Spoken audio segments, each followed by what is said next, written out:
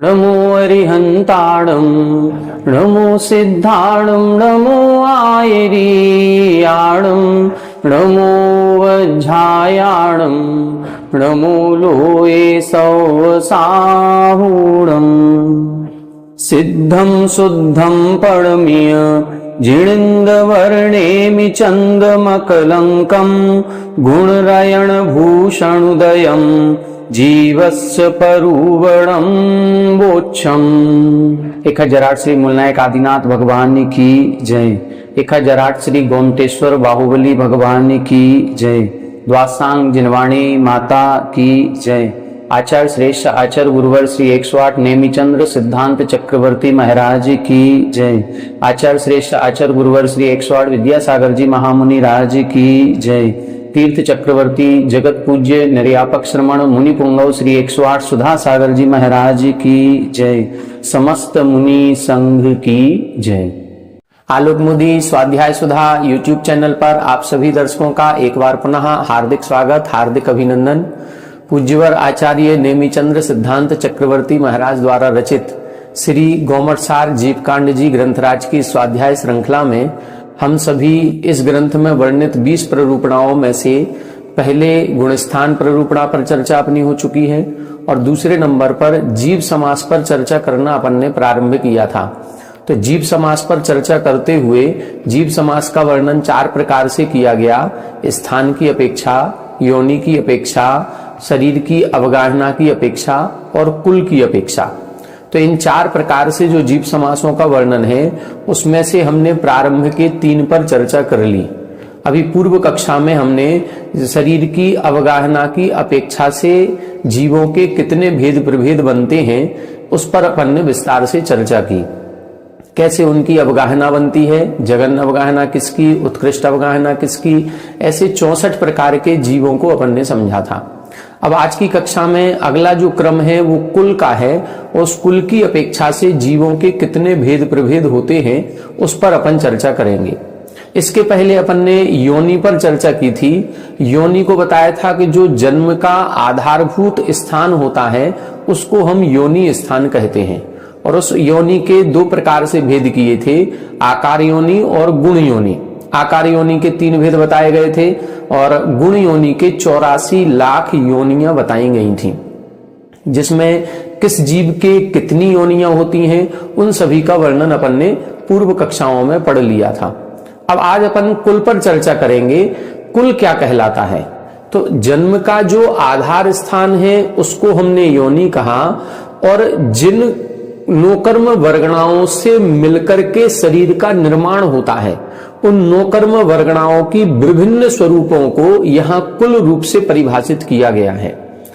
सामान्य रूप से अपन जो समझते हैं वो ऐसा लगता है कि योनि स्त्री जाति से संबंधित है और कुल पुरुष जाति से संबंधित है। तो जिन नोकर्म वर्गणाओं से वो योनि स्थान बनता है वो स्त्री जाति से संबंधित होने चाहिए और जिन नोकर्म वर्गणाओं से शरीर का निर्माण होता है वो पुरुष जाति से संबंधित होना चाहिए। हो सकता है ये अर्थ कहीं दिया हुआ हो। अभी तो हमको ये अर्थ प्राप्त हुआ है कि योनि जन्म का आधारभूत स्थान होता है और इस योनि स्थान के आधार पर ही जन्म होता है। और दूसरा जो कुल के बारे में प्राप्त हुआ वो ये लिखा गया है कि जो शरीर हमारा निर्माण होता है उस शरीर के निर्माण में जो कारणभूत नोकर्म वर्गणाएं हैं उन नोकर्म वर्गणाओं के विभिन्नताओं को, उनके जितने भी रूप पाए जाते हैं उनको हम कुल कहते हैं। ये कुल टोटल कितने होते हैं? ये 199 लाख करोड़ होते हैं। देखो योनियां मात्र 84 लाख है लेकिन इनकी कुलों की संख्या करोड़ों में कही गई। वो भी करोड़ों में कितनी? 199 लाख करोड़। अपन सभी लोग जो बृहद प्रतिक्रमण पढ़ते हैं उस बृहद प्रतिक्रमण में भी ये शब्द पढ़ने को आता है कि 199 लाख करोड़ जो कुल कोटियां हैं उनमें जो हमने जीव की आराधना की हो तो हमको उसकी क्षमा प्रार्थी के रूप में तस्मिच्छामि दुक्कडम अपन बोलते हैं। यहां पर एक थोड़ी सी विभिन्नता देखने को मिली कि इसमें 2 मत हैं आचार्यों की। एक मत तो ये है जो कहता है कि 199 लाख करोड़ कुल कोटि होती हैं, और दूसरा मत है वो कहते हैं कि 199 नहीं है, 197 लाख करोड़ होते हैं। ये 2 लाख करोड़ कहां कम हो जाएंगे? तो ये मनुष्यों की संख्या में इधर इन्होंने कम किए। मनुष्यों की संख्या एक मत के अनुसार 14 लाख करोड़ है और दूसरे मत के अनुसार 12 लाख करोड़ होती है। जहां 14 लाख करोड़ होगी वहां 199 लाख करोड़ हो जाएंगे, और जहां 12 लाख होगी वहां पर 197 लाख करोड़ हो जाते हैं। अब कौन से जीव के कितने लाख करोड़ कुल होते हैं, इसके लिए इधर इन्होंने 4-5 गाथाएं लिखी हैं। आज की कक्षा में हम उन 4-5 गाथाओं का अध्ययन करेंगे। आइए देखें गाथा नंबर 113। 22 सत्ततिण्य 22 सत्ततिण्य सत्तय कुल कोडि सय सह साइम सत्तय कुल कोडि सय सह साइम णेया पुड विद गागणी णेया पुड विद गागणी बाउक्कायाण परिसंखा वाउक्कायाण परिसंखा 22 सत्ततिण्य सत्तय कुल कोडि सय सह साइम णेया पुड विद गागणी वाउक्कायाण परिसंखा। देखें, अब यहां पर इस कुल के संबंध में ज्यादा विस्तार से इन्होंने कोई चर्चा नहीं की। कुल किसे कहते हैं, कुल क्या कहलाता है, इसके संबंध में आचार्य नेमिचंद सिद्धांत चक्रवर्ती महाराज ने कोई भी गाथा नहीं लिखी। जो 4-5 गाथाएं लिखी हैं उनमें जीवों के कुलों की केवल संख्या बताई गई है। बस उस संख्या को अपन सभी लोग यहां पर पढ़ेंगे। देखें, यहां पर सबसे लास्ट में लिखा है पहली लाइन में कोडि सय सहस्राइम। सय, सय का मतलब होता है 7, सहस्र का मतलब होता है 1000। 7,000 यानी 100,000। 100,000 का मतलब क्या हुआ? 1 लाख। अपन लोग काउंटिंग करें 90,000, 91,000, 92,000, ऐसे करते करते 99,000, और 99,000 के बाद एक और जोड़ दें तो क्या हो जाएगा? 100,000। तो सामान्य से अपन लोग 1 लाख बोलते हैं, लेकिन वो संख्या वास्तविकता में कितनी है? 99 से एक ऊपर हुआ तो 100,000 हो गया, जिसको हम लाख बोल देते हैं। तो इधर क्या करना है? सय सहस्राइम का मतलब 100,000, जिसका मतलब क्या है? लाख। और फिर साथ में लिखा है कोडि यानी करोड़। तो ये लाख करोड़ शब्द सभी में जुड़ेगा। ये लाख करोड़ शब्द सभी संख्याओं में अपन को जोड़ना है। सबसे पहले क्या लिखा? 22 यानी 22, फिर सत्त यानी 7, फिर तिन्नी, तिन्नी यानी 3, और फिर सत्त यानी 7। तो पहले 22, फिर 7, फिर 3, फिर 7। ये कुल होते हैं। कितने होते हैं? कोडि सय सहस्राइम, कोटि सत सहस्र यानी लाख करोड़ होते हैं। कैसे निकलेगा? 22 कोडि सय सहस्राइम, 22 लाख करोड़। सत कोडि सय सहस्राइम, 7 लाख करोड़। तिन्नी कोडि सय सहस्राइम, 3 लाख करोड़। और फिर लिखा सत्त कोडि सय सहस्राइम यानी 7 लाख करोड़। अब ये कैसे लगाएं किन जीवों के? तो क्रम से देखें। णेया यानी जानना चाहिए। किसके जानना चाहिए? पुड। पुड का मतलब क्या हुआ? पृथ्वी का एक। तो पृथ्वी का एक के क्रम से 22 लाख करोड़। फिर लिखा है विदक, मतलब उदक। उदक का मतलब क्या हुआ? जल। तो जल का एक के सत्त यानी 7 लाख करोड़। और फिर आगणी, आगणी का मतलब अग्नि। अग्नि से तिन्नी कोडि सय सहस्राइम यानी 3 लाख करोड़। और फिर लिखा है वायुकायाणाम, और वायु कायकों के 7 लाख करोड़ परिसंख्या, ये इनकी संख्या होती है। तो क्रम से अपन को लिखना है 22 लाख करोड़, 7 लाख करोड़, 3 लाख करोड़ और पुनः 7 लाख करोड़। ये पृथ्वी, जल, अग्नि और वायु कायक, ये 4 प्रकार के स्थावरों की संख्या इधर इन्होंने बता दी। आगामी जीवों की क्या संख्या होती है, इसको आगे की गाथा में लिख रहे हैं। कोडिसय सहस्राइम, कोडिसय सहस्राइम, सत्तठ नवय अट्ठवी साइम, सत्तठ नवय अट्ठवी साइम। बे इंद्रिय ते इंद्रिय, बे इंद्रिय ते इंद्रिय, चौरिंद्रिय हृद कायाणम, चौरिंद्रिय हृद कायाणम, कोडिसय सहसायम, सत्तठनवय अठवीसायम, वेन्द्रिय तेन्द्रिय, चौरिंद्रिय हृद कायाणम। देखें, अब आगे की जीवों की संख्या बता रहे हैं, क्रम से देख लें इधर। कोडिसय सहस्रायम, वही कोटि सत सहस्र यानी लाख करोड़ शब्द सभी में जोड़ना है। क्या लिखा है? सत्त, फिर लिखा अट्ठ, फिर लिखा नव और फिर लिखा अट्ठवीसायम। तो सत्य यानी 7 लाख करोड़, फिर अट्ठ यानी 8 लाख करोड़, फिर नव यानी 9 लाख करोड़ और फिर अट्ठवीसायम, अट्ठ यानी 8 और 20, 8 और 20 28, तो 28 लाख करोड़ संख्या होती है। किन किन जीवों की होती है? तो क्रम से देखें, वेन्द्रिय, तेन्द्रिय, चौरिंद्रिय, हृद कायाणम। बेन्द्रिय यानी 2 इंद्रिय जीव की, तेन्द्रिय यानी 3 इंद्रिय जीव की, चौरिंद्रिय यानी 4 इंद्रिय जीव की और हृद कायाणम। पिछली गाथा में इन्होंने वायु कायक तक बताया था, तो हृद कायाणम यानी वनस्पति कायक यहां बता दिया। अब क्रम आगे पीछे क्यों हो गया? पहले 2 इंद्रिय, 3 इंद्रिय, 4 इंद्रिय को लिख दिया, फिर वनस्पति कायक को लिखा। इससे क्रम से कोई फर्क नहीं पड़ता, ये कोई क्रम की बात नहीं है। ये तो गाथा बनाने में जिसमें जितने शब्द लगने थे उन शब्दों की अपेक्षा से आगे पीछे इन्होंने कथन कर दिया। बाकी अपन 5 स्थावरों को क्रम से लिख सकते हैं। तो अब कैसे लगाएंगे? वे इंद्रिय यानी 2 इंद्रिय जीवों के 7 कोटि सय सहस्रायम, 2 इंद्रिय जीवों के 7 लाख करोड़। तेन्द्रिय 3 इंद्रिय जीवों के 8 कोटि सय सहस्रायम, 3 इंद्रिय जीवों के 8 लाख करोड़।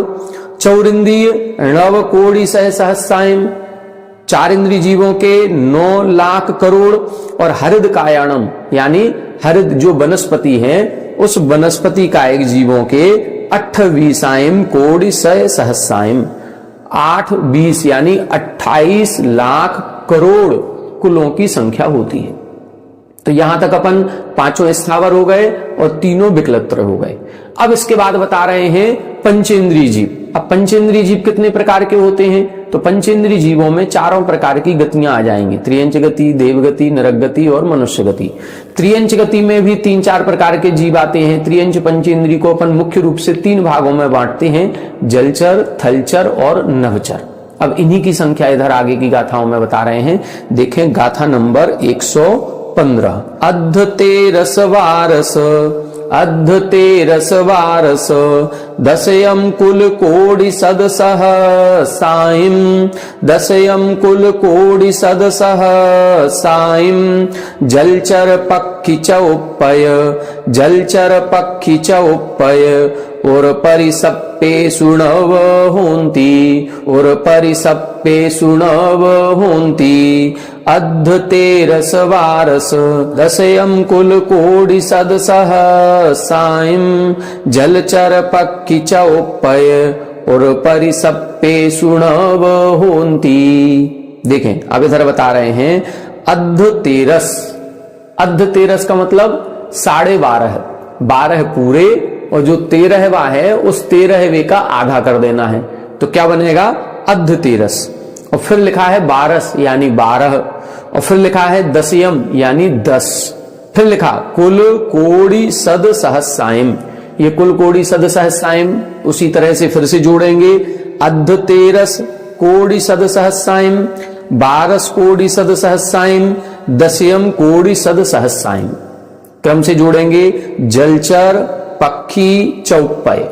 जलचर, जलचर जीवों के कितने? अद्ध तेरस यानी 12.5 लाख करोड़ कुल होते हैं जलचर जीवों के।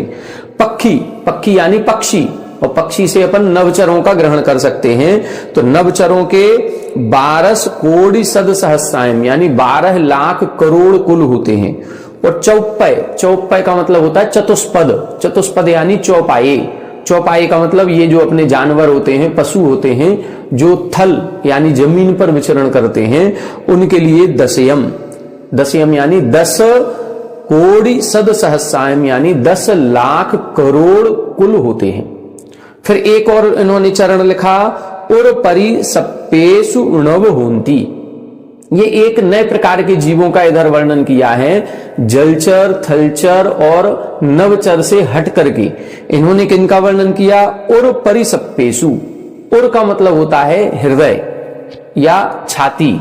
तो जो जीव छाती के बल रेंग करके चलते हैं, तो ऐसे जो रेंगने वाले जीव होते हैं, जिनको हमें ऐसा लगता है विज्ञान की भाषा में सरीसृप वर्ग का कहते हैं, जिसमें सांप भी आ जाते हैं, छिपकली भी आ जाती है, या अन्य कोई जीव जो पेट के बल, छाती के बल रेंग करके चलते हैं, ऐसे जीवों को इन्होंने जलचर, थलचर और नवचर से अलग हट करके एक श्रेणी बनाई है और उसमें लिखा नभोन्ति। इनके 9 लाख करोड़ कुल की संख्या बताई गई है। तो इस प्रकार से इस गाथा में इन्होंने जलचर जीव, थलचर जीव, नवचर जीव और त्रियंचों में एक और अलग क्वालिटी इन्होंने बताई है, जो सरीसृप वर्ग जिसको अपन कह सकते हैं, वो जीवों के क्रम से 12.5 लाख करोड़, 12 लाख करोड़, 10 लाख करोड़ और 9 लाख करोड़। अब इसके बाद पंचेंद्रीय जीवों में किसकी बात आएगी? अब बचे त्रियंच भी हो गए, अब बचे देव, नारकी और मनुष्य। उनके लिए अगली गाथा लिखी, 56 56 बारस कुल कोटि सदसह साइम, 12 कुल कोटि सदसह साइम, सुर्णेरय्यणराणम, सुर्णेरय्यणराणम, जहाकमं होन्तिणेयाणि, जहाकमं होन्तिणेयाणि, 56 12 कुल कोटि सदसह साइम, सुर्णेरय्यणराणम, जहाकमं होन्तिणेयाणि। देखें इधर बता रहे हैं 56 छप यानी 6, पंच यानी 5, अधिय, अधि का मतलब अधिक करना है। किससे अधिक करना है? 20 यानी 20 से अधिक करना है। 20 में एक बार 6 को जोड़ेंगे और 20 में एक बार 5 को जोड़ेंगे, तो 20 में 6 जोड़े तो कितने हो गए? 26, और 20 में 5 जोड़ेंगे तो 25। फिर लिखा 12 कुल कोटि सद सहस्रायम, 12 यानी 12, कुल ये कुल होते हैं, कोटि सद सहस्रायम वही लाख करोड़। अब ये लाख करोड़ को सभी में जोड़ लें, 6 अधिक 20 मतलब 26 लाख करोड़, फिर 5 अधिक 20 25 लाख करोड़, और फिर 12 लाख करोड़ यानी 12 लाख करोड़। अब किनके होते हैं ये कुल? सुर, णेरय्य, णराणम। सुर यानी देवता, णेरय्य यानी नारगी और णराणम यानी मनुष्यों के। अब क्रम से लगाएंगे, देवताओं के 26 लाख करोड़, नारकियों के 25 लाख करोड़ और मनुष्यों के 12 लाख करोड़। ऐसे जहा कमम होन्तिणेयाणि, ये यथाक्रम से होते हैं, ऐसा जानना चाहिए। तो यहां तक इन 4 गाथाओं में इन्होंने सभी प्रकार के जीवों के कुलों की संख्या बता दी। अब ये इन कुलों की टोटल कितना होगा? तो इनका टोटल होगा 197 लाख करोड़। 97 क्यों हो गए? क्योंकि इन्होंने मनुष्यों के 12 लिखे हैं। बाकी अन्य ग्रंथों में मनुष्य के 14 भी प्राप्त होते हैं। जहां 14 प्राप्त होते हैं वहां पर क्या हो जाएगा? 199 लाख करोड़ होते हैं। अब अपन को क्या करना है? इन सबकी काउंटिंग करनी है, और काउंटिंग करने के बाद इनको जोड़ना है, एक चार्ट बनाना है, और चार्ट बनाने के बाद इनको याद करने की कोशिश करें। यदि याद हो जाते हैं तो बहुत अच्छा है, नहीं हो पाते हैं तो कम से कम एक बार इनकी संख्या तो लिख ही लें कि कौन से जीवों के कितने प्रकार के कुल होते हैं। एक गाथा और देखेंगे, फिर अपन इसका एक चार्ट बनाएंगे, कैसे इनका चार्ट बनेगा। ए आय कोडि कोडि, ए आय कोडि कोडि, 97 सदसह साइम, 97 सदसह साइम, पन्नम कोडि सहस्सा, पन्नम कोटि सहस्रा सौवंगीणम कुलाणम य सौवंगीणम कुलाणम य एयाय कोटि कोटि सत्ताणोदीय सदसहस्रायं पन्नम कोटि सहस्रा सौवंगीणम कुलाणम य। अब देखें इधर बता रहे हैं एयाय कोटि कोटि, 1 करोड़ करोड़ यानी 1 कोड़ा कोड़ी। 1 करोड़ में जब 1 करोड़ का मल्टीप्लाई या गुणा करते हैं तब 1 कोड़ा कोड़ी बनता है। तो 1 कोड़ा कोड़ी पूरा हो गया। फिर इसके बाद क्या कह रहे हैं, सत्ताणोदी, सत्तनौदी, सत्य यानी 7 और नौदी यानी 90, 90 और 7 कितना हो गया 97। तो 1 कोड़ा कोड़ी तो पूरा हो गया। 1 कोड़ा कोड़ी का मतलब 100 लाख करोड़। देखो 1 लाख अपने पास संख्या है और 1 लाख से अपन आगे बढ़ेंगे, 10 लाख हो गए, 20 हो गए, 50 हो गए, 90 हो गए। अब 90 लाख के बाद 99 लाख और 99 लाख के बाद एक और मिलाएं तो कितना होगा 100 लाख। तो हम लोग 100 लाख को क्या बोलते हैं 1 करोड़। हम 100 लाख नहीं बोलते, जैसे हमने बताया अपन 100,000 नहीं बोलती, 100,000 को क्या बोलेंगे 1 लाख। और इसी तरह से 100 लाख को क्या बोलते हैं 1 करोड़। तो इधर ये बता रहे हैं इन कुलों की जब संख्या देखेंगे तो सभी में लाख करोड़ शब्द जोड़ा था। किसी में 25 लाख करोड़, किसी में 26 लाख करोड़, किसी में 28 लाख करोड़। तो जब ऐसी संख्या का टोटल करेंगे तो 100 लाख करोड़ से भी ज्यादा है। और जब 100 लाख कर देंगे तो 1 करोड़ हो गया। करोड़ शब्द तो हम पहले से लगा ही रहे थे, तो 1 करोड़ करोड़ हो गया। 1 करोड़ करोड़ का मतलब 1 कोड़ा कोड़ी। अब 1 कोड़ा कोड़ी के ऊपर कितना हो रहा है तो 97, 97। नौदी का मतलब 90 और सत्य का मतलब 7, 7 और 90 कितने हो गए 97 सद सहस्रायन। सद सहस्रायन का मतलब लाख। 100 लाख पूरे हो गए थे और 100 लाख पूरे हो जाने के बाद भी 97 लाख और है ऊपर से, और 97 लाख के ऊपर भी अभी और संख्या है पन्नम कोटि सहस्रा यानी 50,000 करोड़। ये संख्या और है। तो क्या हो गया 97 लाख करोड़ तो ये हो ही रही थी। 100 करोड़ हो गया पहले, 100 करोड़ करोड़, फिर 97 लाख करोड़, फिर 50,000 करोड़।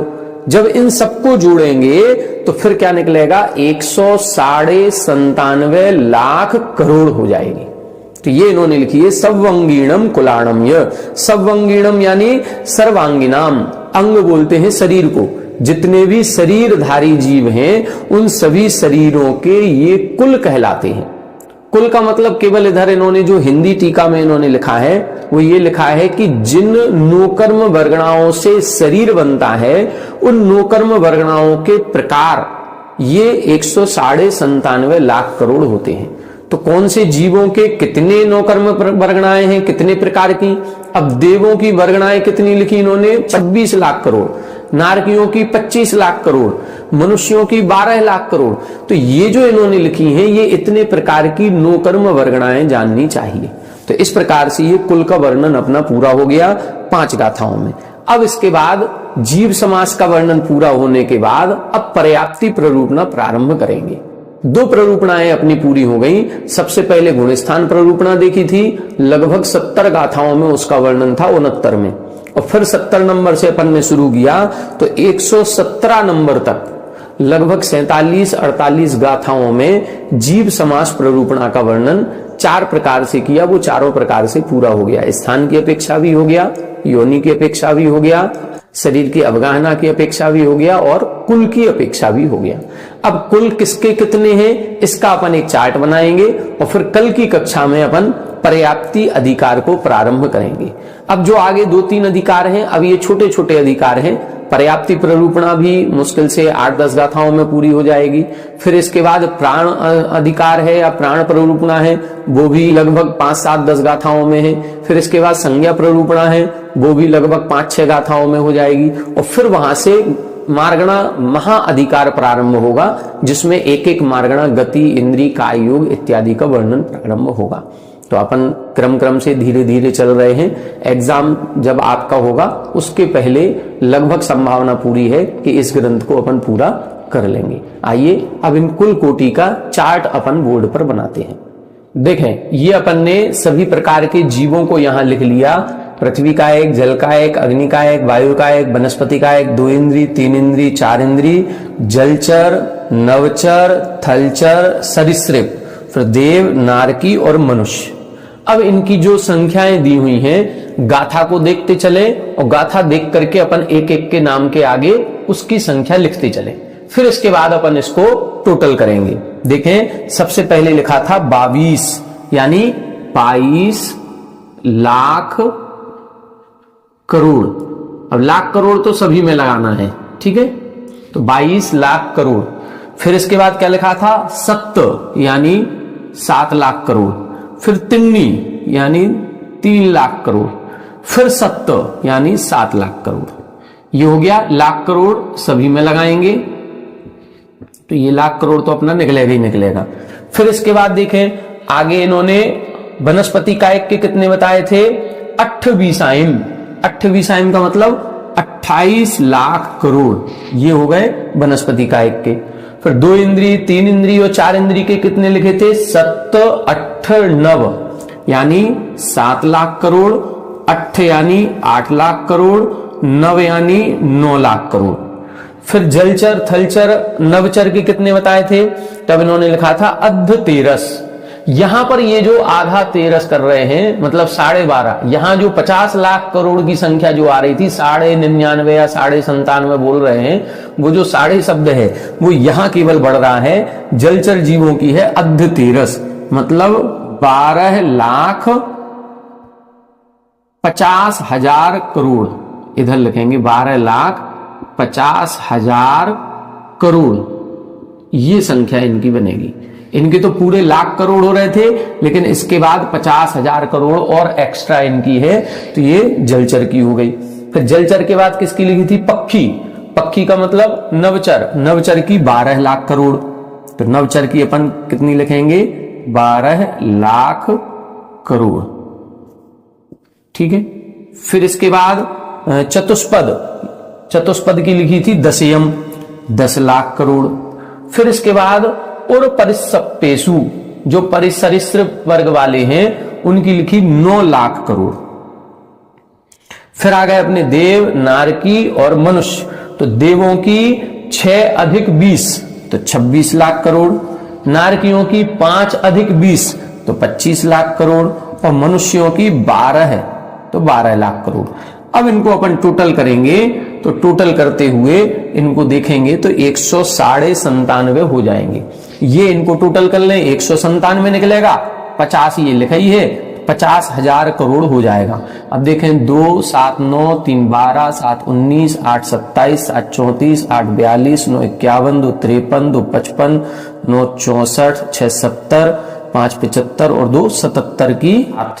और फिर कैरी आएगी 7, तो 7, 2, 9 और 2, 11, 1, 12, 13, 14, 2, 16, 2, 18 और 1, 19। तो ये हो गया 197। अब 197 लाख के बाद क्या है? 50,000 और है, तो 197 लाख 50,000। ये 197 लाख 50,000 लिख लिया। अब इसके बाद है करोड़।